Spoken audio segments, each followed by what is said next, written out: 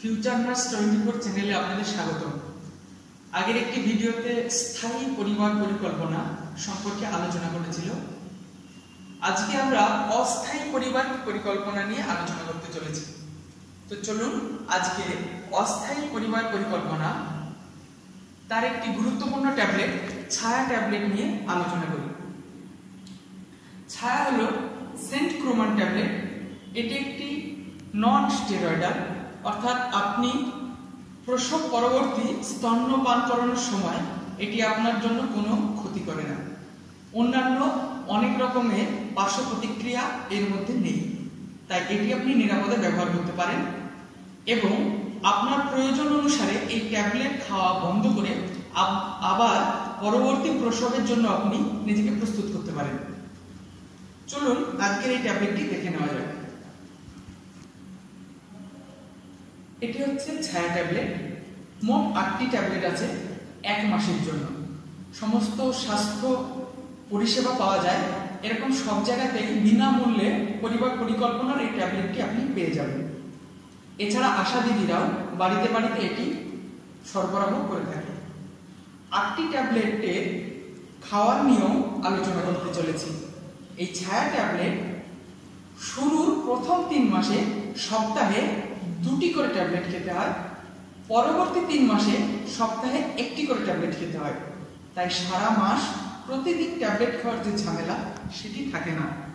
প্রতিদিনের ট্যাবলেট খাওয়ার শিডিউল বা রুটিনে আপনার ভুল হতে পারে, কোনোদিন খাওয়া মিস হতে পারে, কিন্তু অল্প সংখ্যক ট্যাবলেট খাওয়ার জন্য কোনো ভুল ভ্রান্তি হয় না।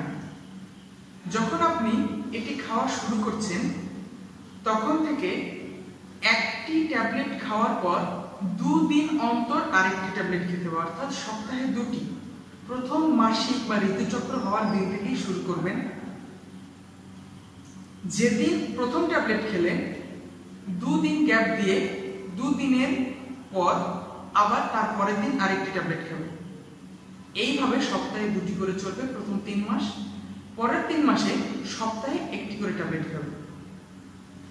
এর মধ্যে যদি আপনি ট্যাবলেটটি নিতে ভুলে যান সপ্তাহে 2 দিন চলাকালীন, তাহলে একটি ট্যাবলেট ভুলে গেলে সেটি যখন মনে পড়বে যে ট্যাবলেটটি নেওয়া হয়নি তখন নেবেন। তারপরের যে ট্যাবলেটের নিয়ম ছিল 2 দিন পর সেটি আপনাকে নিতে হবে।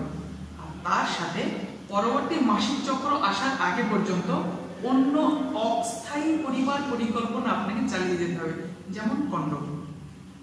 তো চলুন আজকে এই ছায়া ট্যাবলেট সম্পর্কে জানলাম। এটি নেওয়ার পর সামান্য পেটে যন্ত্রণা পরবর্তী মাসিকে হতে পারে, মাসিক আসতে দেরি হতে পারে, ভয় পাবেন না। 15 দিনের বেশি যদি অতিবাহিত হয়ে যায় মাসিক হওয়ার সময় থেকে, তাহলে নিকটবর্তী স্বাস্থ্য কেন্দ্রে ডক্টর বাবুর সাথে যোগাযোগ করবেন। আরো একবার বলে দিচ্ছি, এটি নন স্টেরয়েডাল, এর কোনো তেমন পার্শ্ব প্রতিক্রিয়া নেই। সপ্তাহে 2টি করে প্রথম 3 মাস, তারপরের 3 মাস সপ্তাহে 1টি করে ট্যাবলেট খেতে হয়। একটি অস্থায়ী পরিবার পরিকল্পনা। তো আজকের এই ভিডিও এতক্ষণ ধৈর্য ধরে শোনার জন্য আপনাদের ধন্যবাদ। চলুন পরবর্তী ভিডিওতে দেখা হবে আবার অন্য একটি অস্থায়ী পরিবার পরিকল্পনা নিয়ে। ততক্ষণ পর্যন্ত আমাদের চ্যানেলের সাথে জড়িত থাকুন। ধন্যবাদ।